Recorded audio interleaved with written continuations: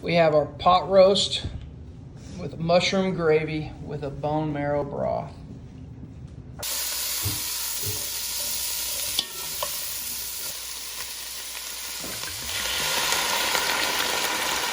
Deglazing the pan.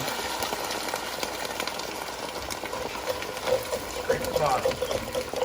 We got our Swift beef bone marrow bones. Gonna go in the roasting pan. Lay this 3-pound roast right on top.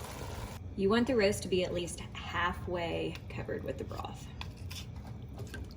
After we put the broth in here, we're gonna bring it to a boil, and then we are going to put the heat down, cook it slow and low for about 4 to 5 hours.